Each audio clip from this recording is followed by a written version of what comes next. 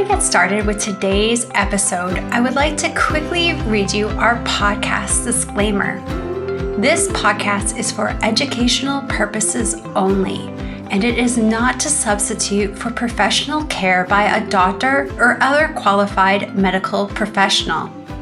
You should always speak with your physician or other healthcare professionals before doing any fasting, changing your diet in any way, taking or adjusting any medications or supplements, or adopting any treatment plan for a health problem.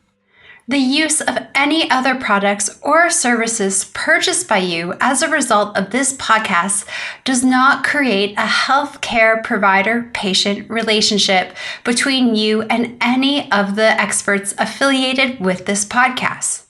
Any information and statements regarding dietary supplements have not been evaluated by the Food and Drug Administration and are not intended to diagnose, treat, cure, or prevent any disease. All right, and now we'll get started with today's episode. Welcome back, everybody, to another episode of the Fasting Method podcast. And this week, Dr. Nadia Pataguana and I, Dr. Terri Lance, are here to talk about accountability. How are you doing, Nadia? I'm doing great. I'm ready to pick your brain, Terri. All right, I'm ready. All right. Well, we were just chatting before we got started today, and I was saying, I can't wait, Terri, to pick your brain about this topic, accountability, because I'm always boasting about how much I got out of Terri's masterclass, and we were talking about that too. And she was saying, what do you mean, Nadia? You've been doing this for 20 years. I'm sure you got a lot to share as well. And of course I do. But anytime I have an opportunity, Terri, to pick your brain about these things. And today I was saying to somebody that after doing your first masterclass, it's a coincidence that you mentioned that, but it significantly changed the way I coach people.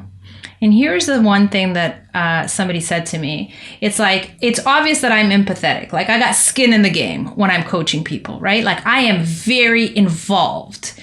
But after doing your masterclass, it helped me with a lot of things. One of the things that somebody said was that it actually made them feel like, okay, they knew I was empathetic always, right? Like we're empathetic people, but they could feel that I was empathetic. Like it changed because one of the things I learned in your masterclass was this idea of fixed mindset and growth mindset. Mm-hmm. So very, very strong people, right? And many of us consider ourselves strong people. I consider myself a very strong person, but I'm very set in my ways because of that. And so it leaves very little room for growth.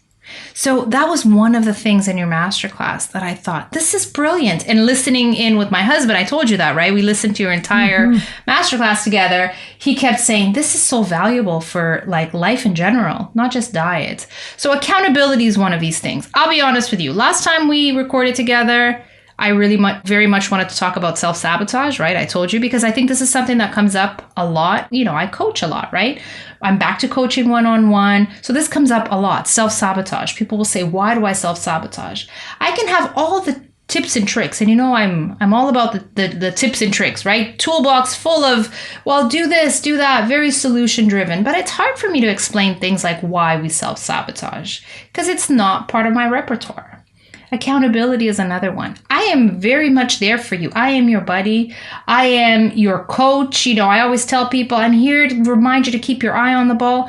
But I don't have the skills to explain why we lack accountability or what we can do to be more accountable to ourselves. So that's where Terri Lance comes in. Well, thanks, Nadia. One of the things I think about with accountability, similar to self-sabotage, and other topics that we discuss, is that oftentimes people start to become critical of themselves for needing accountability. Every time, I swear, when I do an intake assessment, someone will say, I know what to do, I'm having a hard time doing it, and I'm embarrassed that I need anyone helping me to do it. And I think about things like professional athletes. Let's use, for example, Serena Williams. Does she have any more to learn about how to play tennis? I don't think so. Why did she have a coach all of those years? We need accountability. We need someone pointing things out to us. We need someone holding us to things because it is difficult for us to do that for ourselves. We need to set up some outside mechanisms, either other people or other ways. And I'll talk about some examples of that. But oftentimes people think, I must be weak if I need accountability. No. Think about so many structures that are set up for us to hold us accountable. Why? I imagine this happens in other countries, but for example, in the US, your taxes are automatically deducted from your paycheck. Why is that? Because who would pay them if they weren't? No one wants to be paying them, so why would we be paying them? We lose sight of that. Our brains are looking for survival strategies, things to keep us alive, to avoid pain, and maybe seek some comfort, not pay taxes. So we have a system automatically set up. There are many things like this. Why do we have speed limits? Because if we didn't, some people would be, here maybe the speed limit is 70 miles per hour. People would be driving 90 miles an hour, and it wouldn't be safe for the conditions. So it's very normal to need accountability. I sometimes refer to rules that people make up for themselves and ways of holding themselves accountable as like bumper guards at the bowling alley. Because otherwise you're going to throw that ball down the alley and it's just going to bounce off and go out over to the lane next to you. But those bumper guards keep you more in the center. Accountability holds us more toward the center. Doesn't mean perfection, but it keeps us in that lane. So I'm curious, Nadia, what you've seen over the years, what helps people to hold themselves accountable or to receive accountability support that helps them? Well, I'll tell you one thing. So we do intake sessions, right? Before we start coaching people, we do these 15-minute free sessions, which really the point of them is to get to know people, to get to know each other, and really just to see if our program is a good fit for them, if we as coaches are a good fit for them. And every time we ask a couple of questions about why do you think you need coaching, right? People no longer say, well, because I really don't know how to fast, or I don't really understand low carb. That's very rare. Most of the time, people are coming in saying exactly what you said. I know exactly what to do. They might be confused. They might need some tweaking here. Maybe they need some help with therapeutic fasting, but people understand the overall concept of fasting. Most of the time, people say, I need accountability. I want to be consistent, and I can't be consistent on my own, which I find to be very normal. So then I always joke, right? I always say, oh, really? So you're not an alien, you're human. Oh, because my joke is I've never met an alien. I've only ever met humans, right? So very human. I recognize that it's a very human thing to need accountability. It's very hard to be consistent on your own. So that's something that we work on together. And we're pretty fortunate because we've been doing this for a long time, right? So Megan and Jason, started the clinic I think over 10 years ago at this point, and I've been with them for over 7 years. So we're pretty lucky to have created a pretty good system. We also have this huge community, right? So in between calls, so coaching is great for accountability, especially because I convince people from the beginning that they need to show up, whether they are doing great or not. Because a lot of times, people only want to show up to coaching calls if they've been perfect. So it's very important right off the bat to say, well, accountability doesn't mean coming in only when things are perfect, right? You need to show up, having somebody that you have to check in with. So within our community, so we have a coaching program, and then we have this great community. You can come into the community forum and create your own or join an existing group. And that's, of course, the main reason for that is for accountability. When you come into our live meetings, the live community meetings, there's specific subtopics, but the main reason for that is accountability. So showing up, being accountable. We very much, I know in my groups, I start off these meetings by saying, let me hear from you. You want to hear when people are doing really well because it's very encouraging and motivating, but you also want to hear when people are not doing well so that we can help, But just showing up, and people will say, well, my NSV, my non-scale victory is just showing up today. And more times than not, just showing up, listening in, being with your buddies, with the community, with your coach, you're much more likely to have a more consistent, successful day and week. So that's what we find. So actually, the funny thing is, people don't really come to us, it seems, Terri, for our brain, our huge brain full of information. It's very often they're like, well, I need policing. And I don't know that I like that expression so much, because we're not there to give people fines and fees or to even, this is me, this is my approach. When people come in and they want to harp on what they did wrong, people fall into this pattern of like, oh, I went to this place and then I ate this and I did that, and they want to keep talking about it. I'm like, okay, again, I'll do the whole joke. So you're not an alien, you're human. Okay, great. I don't really want to harp on it. I think it's a great opportunity for us to say, okay, now what do we do, right? I'm very solution driven. That's why I write the blog posts that I write. It's always when I've been going through things in my life, I'm like, okay, what's the recovery plan? What's the plan, right? Because it seems like coaching and having buddies, it all gets sort of, for me, muddled into this one thing. But I'd really like you to define accountability a little bit better, to be honest, because I don't know that I can define so much coming in for accountability or just coming in for, you mentioned Serena Williams and her coaching. Is it because the coach can see things that you can't see? It isn't that. Accountability is something else. Can you define that? Can you help us understand that? Or me, at least?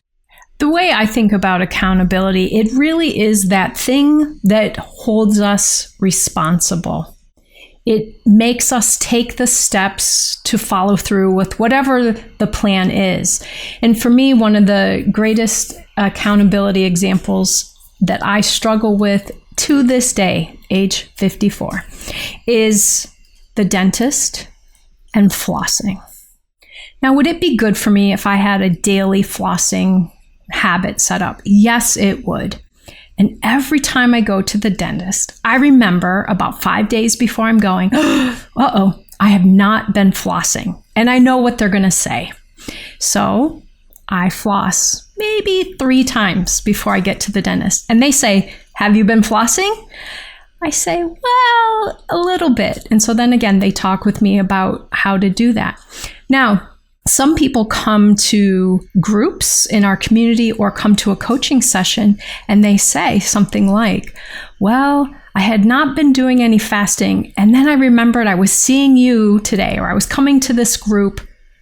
So I fasted for the last couple of days. I went in and did 18-6, or I did a 24-hour fast or something. So even just having that check-in, it's that holding ourselves responsible. And in essence, oftentimes people put accountability on the responsibility of others for keeping us in line. Like you said, policing. And I think the goal of accountability is so that it holds you to your own responsibility long enough until this becomes habit. So then I think about, those of you who are going to think I talk a lot about the dentist, but I will gladly report I have no cavities. But when I was a kid, I hated brushing my teeth. And my parents did create some kind of chart where they could check off that you would brush your teeth. Well, I outsmarted them. I just put water on my toothbrush, came back out of the bathroom and said, done. My mom said, I can tell you didn't even put toothpaste on this. So I tried all kinds of things. Next time I'd go in and smear some toothpaste on it, rub it in for a little bit. But the goal of that is not that I have to keep a brushing my teeth chart still, but maybe I need to do this for the flossing, but it's habit now. I do it naturally on my own. It's such a routine part. But for most of us, when it comes to eating in a way that we're not used to, or going against the grain of how our family and everyone else is going to be eating at a social event, we need some accountability until that becomes natural for us. Again, this is why I want to encourage people not to think of their need for accountability as a negative thing. You need to work on holding yourself responsible for it until it becomes a natural, kind of like an inborn behavioral trait. That's a really great example. And I couldn't help but look at your teeth and I'm like, they're really nice teeth. How did you get away with that for so long? But this is it, right? So within our coaching program, it's been adapted, because in the past, and you know this only too well, Terri, our coaching program didn't used to have expiry dates. And that seemed great because you got to talk to people for years. I have clients that I have talked to for over 6 years.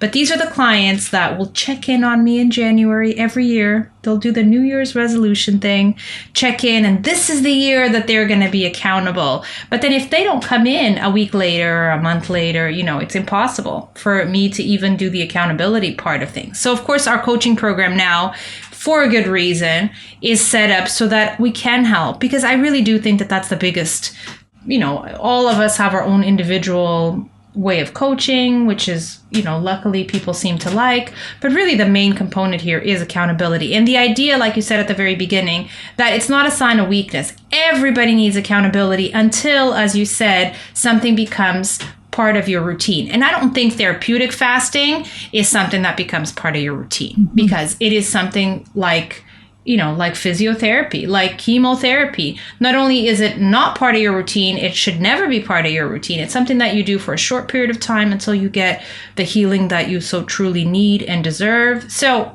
I do understand why people need accountability for their therapeutic journeys, right? So showing up, having to show up. And this idea that, as I said, you show up no matter if you're doing well or not, you show up, and we will help you create strategies to improve, to find a solution to whatever your obstacles are. But this is it. It really is. It's the accountability. This is why we do what we do. This is why we coach, and probably in every other profession, right? So I'm glad that you define that in that way. I'm sure people may have different definitions but it is funny how, if you look at most of our intake forms, this is one of the main reasons why people say they're coming in. They need accountability. And so what do you think about accountability, just for people that want to do this on their own for whatever reason? But what do you think about accountability and journaling? Do you think that journaling is a form of accountability? Let's take a look at accountability on two levels. One, like you're saying right now, a personal accountability. How do we hold ourselves accountable? What are our mechanisms? And then we'll talk a little bit, kind of reflecting back on what we've been talking about with the coaching and the meetings, accountability with others, having others be involved in it. So I think for individuals who want to work on their own accountability, journaling can be a great strategy. It also can be helpful for so many other things of kind of keeping track of the process. I wish so much now that I remembered the details of my initial journey, because I'm trying to share it with other people and I don't remember week to week what I was experiencing. I remember the beginning, I remember the end, but I don't remember what was happening along the way. So doing some type of journaling can help you track your progress. It also can help you identify what are the things that are getting in the way. If I often fall down around this particular thing, journaling can help me to see that. Not to feel shame and blame because of that, but now I have something that I can focus on and strategize about. The other thing I encourage for a lot of people is a little offshoot of the journaling, but more into some type of mechanism, like the teeth brushing chart that my parents had set up, but some way of tracking what you've done. And I know this is going to sound weird to a lot of people, but trust me, a lot of people really enjoy this. Creating a chart or a calendar for yourself where you're getting little stars, little sticky stars that you maybe got on your spelling test when you were in 3rd grade or something. But I have several clients that give themselves a different color star for what they accomplished that day. Maybe that was a day, it was an eating day, and both of their meals were on track. So they get a silver star. And the next day was a fasting day, and they went the whole day. Maybe they used one fasting aid and the rest was exactly, ideal fasting. So they get a gold star. They can look at their calendar and see it just splattered with these stars. Or they can see, oh, there were a couple of weeks this month, or, last week I hardly got any stars. Okay, what do I want to do now? Again, not a shame and blame thing, but a reflection to say, oh, I see it. When I'm doing these things consistently, I'm seeing more of the results I want. We can connect it to the process more. Or we can say, oh, I see, I've been really struggling. Let's say they get a blue star if they do some physical activity. I've been really struggling to get any blue stars this month. What do I want to work on? So doing something like that can really help. I share this often in my groups and in my coaching sessions, but I have a magnet system because people in our community had started sharing some of the ways they were adapting this, and some people were putting beads in a jar each time they did a behavior that they wanted to reinforce. This is also about celebrating the steps rather than just the end results. And so this was starting back in March, and I wanted to increase my physical activity. So I got these really beautiful mandala-like magnets. And I have a set of, 48 of them or something. And each day that I do something that I count as physical activity, maybe that means I do a resistance band workout. Maybe it means I go for a walk. Maybe it means I go downstairs and hop on the Peloton bike. Whatever it is that I deem counts, I get to put one of those magnets up on my fridge. And then I can see each week, I got this many magnets this week. And by closer to the end of the month, I've got this whole slew of magnets. I get so excited about this. I really don't love going downstairs and hopping on that bike, but I love putting that magnet on the fridge. And for me, I have a side magnet tracking system for bike rides themselves because I want to get 100 of those. And so I put these little tiny silver magnets for those. And right now I have 24 of those. So I can't wait. Today I'm going to go and do another ride so that I get to put another magnet there.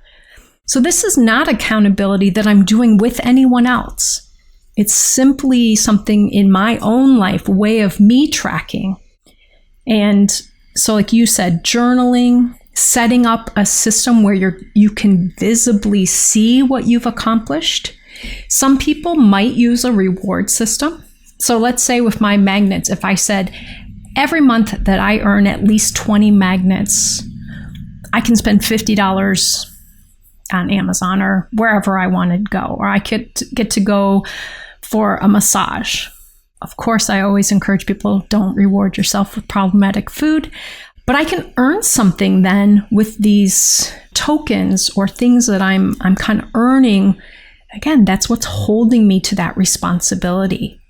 So what I'm hearing you say, and I don't know if I've ever made this connection before, and again, why it was so important to define this better for me, and probably other people are benefiting from this. What I'm hearing you say, I think, is that positive reinforcement will help with your personal accountability. One thing I've also heard, and I think it was from you, but if it wasn't, correct me, within our community, people had this habit of, again, fixed mindset from back in the day. They had these charts and they would do the sticker thing, but they would do the red crosses. Like every day that they didn't do what they wanted to do, they would put one big red cross. And at some point people started saying, no more red crosses. You only put the positive, beautiful stickers for the things that you do. Celebrate your victories. Don't sort of punish yourself for the things that you didn't do. So no more red crosses. All these boards full of beautiful colored stars or magnets sounds even better. But what I'm hearing you say is that the positive reinforcement is not just there because it's positive reinforcement, but really it's there for personal accountability. Mm-hmm. Absolutely. We, by nature, respond to rewards. Yeah. So getting to put up one of those magnets is my reward. Sometimes I even sneak one up there before I go downstairs because it's so exciting. It gets me down there. Yeah. Whereas when before it was just like, well, I really should go down there and get on that bike. Okay, well, guess now it's too late. Now I'm like, oh yeah, I'm going to do it because look, I'm going to move this magnet up.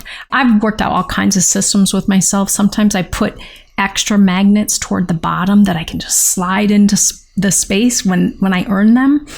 So doing some type of like you said, a positive reinforcement helps. Many of us learned habits when we were young by having them positively reinforced by others. If we did this, we earned this.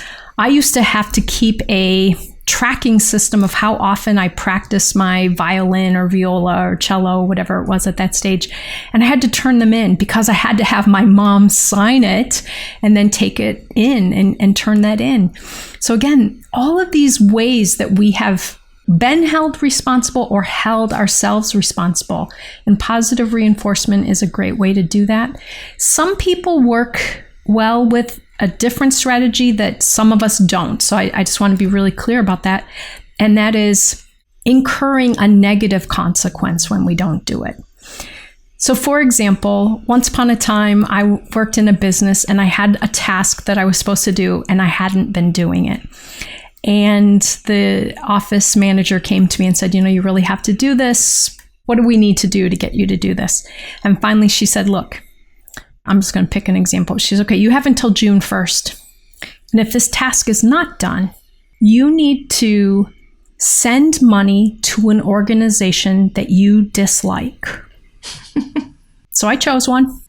And it was a painful thought to think of sending this particular organization money to help support them. And so for me, avoiding that was motivating. I learned to hold she was doing some of the accountability, but I had to get the task done or I had to write that check. So some people, and James Clear talks about this, some people actually have to use almost like a punishment system. And I know for some of us that does not work. But for some people, knowing that, like I said, they're going to have to pay someone or they're going to have to forego something that they really wanted. Like if I don't get this done, I don't get to go on that big hike that I want to go on. So for some people, that can be motivating. For others of us, it can just kind of feel demoralizing. Then the other part of the accountability, so this is more of the internal, but then having other people involved. So you've already really highlighted the group in our community, our great place, the forum. Coaching is a great place. And in case this isn't clear for people, maybe haven't ever looked on the website, we offer 2 types of coaching. We have small group coaching, where you meet fairly frequently over a 6-month period of time with a coach and other community members who are also clients of that coach. And then we also have the one-on-one executive coaching. So you meet less frequently, but it's one-on-one. So we have 2 different types of coaching that people can use to help with their accountability. But when you think about having someone else involved in helping you to hold yourself responsible, obviously in my example from work, that was a punishment that was kind of going to come if I didn't get the thing done. And many of us might have that with deadlines or things that we have to do at work. But it's really about the idea that reporting to someone ups our motivation a little bit. It's hard to keep reporting to someone that you haven't done it. So I'm going to share my example. Maybe I love the topic of accountability because I have struggled with it so much in my own life. So as I was finishing my PhD program, I was really struggling to get my dissertation done. And I was gone on internship. So I had moved several states away from my committee chair. But there were other interns who also were working on their dissertations. So we decided we would meet one day a week at lunch and check in with each other. Ask if we needed any help, offer suggestions, but mostly we met for accountability. And one of the reasons this was helpful for me is it got challenging after a while for me to show up and say, yeah, I haven't done anything on my dissertation. And then they would help me set some goals for the coming week. And then I'd come back and talk about what I had done. So that was a really important part of that for me. And the other accountability check-in that I needed during that time is that my advisor started to get very concerned that I wasn't going to graduate. And he said, listen, Terri, I need you to email me every day. This was before text messaging and things was big. He said, I need you to email me every day and let me know what progress you've made on your dissertation. Dun, dun, dun. So every day I needed to email. Hey, Jim, hope you're having a great day. I haven't done anything on my dissertation. Thanks, Terri. Dear Jim, didn't do anything yet today. Hope everything's well with you. Thanks, Terri. I could only write that so many times before I had to do something. And so I wrote to him and said, hey, Jim, This last night, what I did is I looked through my bibliography and I added 2 more resources. I picked the lowest hanging fruit first. I picked the easiest things to do first. But eventually I was writing to him, "Dear Jim, I revised the first half of chapter 1. I'm sending that now, and I look forward to your feedback." The next day, "Dear Jim, I worked on the second half of chapter 1. So it got that momentum going. But if I had not been emailing him, I would have continued to struggle to get that momentum going." Okay, that was a lot. Dear Jim, God, you're an angel. Every day, I hope our clients don't hear this. Shh, none of my clients listen to this episode. No daily check-in, okay, guys? You're going to have to find some personal accountability strategies. Okay, I heard you mention somebody's name. Is that an author? Before Jim, you mentioned. So do you have resources for this particular topic? Actually, this isn't necessarily the topic of accountability, but James Clear in Atomic Habits and in podcasts and things, he talks about the fact that most of us need to set up some system of accountability. Again, this might be internal accountability or it may be external. And he talks about, he has maybe a chapter on this idea of kind of the negative reinforcers, what might feel like a punitive way, but really it's motivating for some people. I don't know if anyone listening ever played on a sports team in school, but if you didn't do the right thing, you were going to have to run killers or whatever they called those things up and down the gym floor. Or I was in band camp and I didn't stop talking when we were supposed to be listening. And so I had to drop down and do a certain number of push-ups. So how do we hold Terri accountable when she's not supposed to be talking? Tell her she's going to have to do push-ups. This is very motivating for me. So I joined CrossFit.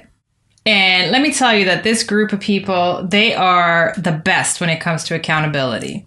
So their system is anything happens, you're doing, I don't know how many burpees, okay?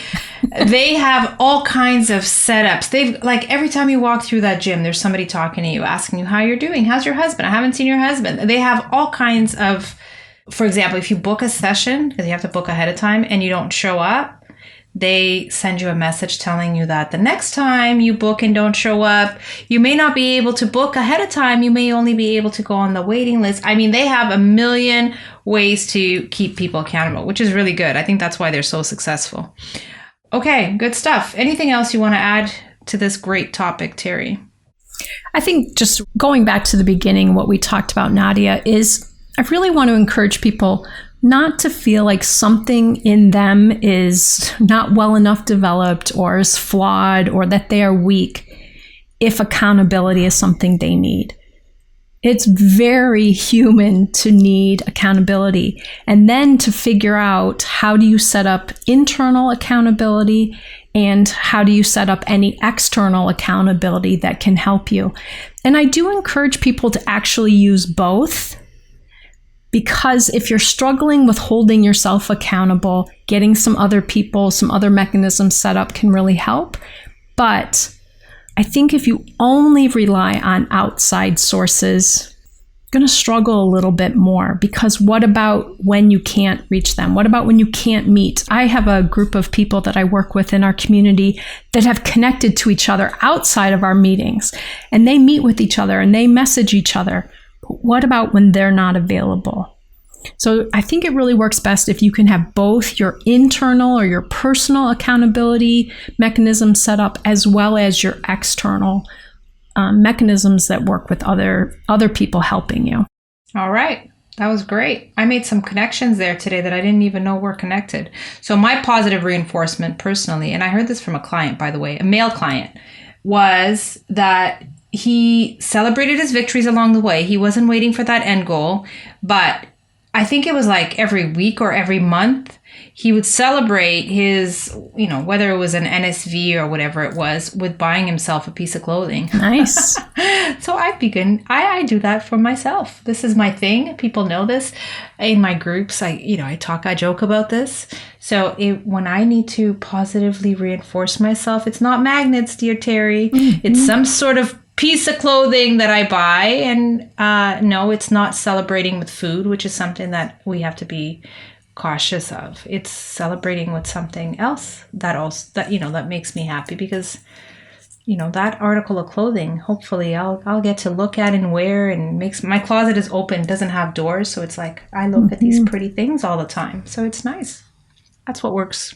Yeah, so again, earning something for you holds you responsible. It adds to that desire to follow through with the plan, knowing that this positive reinforcement comes with that. Absolutely. It's great. Thank you. You want to send us off, Terri? I do, and I just want to mention one more thing that you had brought up early on is the masterclass. And some of our listeners know that throughout the year we have various masterclasses, and they are generally 2 weeks long. Megan Ramos has already done a couple this year, some intermittent fasting. I think you are going to be doing one this year, Nadia, hopefully.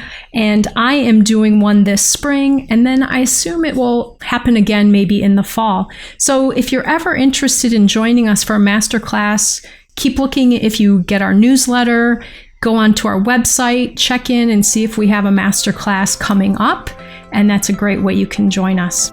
I love them. I love doing them, and I love being a participant in yours and Megan's masterclass. And we've even done one together. The four of us did one with Andrea, right? That's right. All right, everybody. We hope you've enjoyed this episode. We look forward to talking with you again soon. And in the meantime, I encourage you to work on setting up some accountability factors for yourself. Bye, everybody. Bye, everyone. Happy fasting.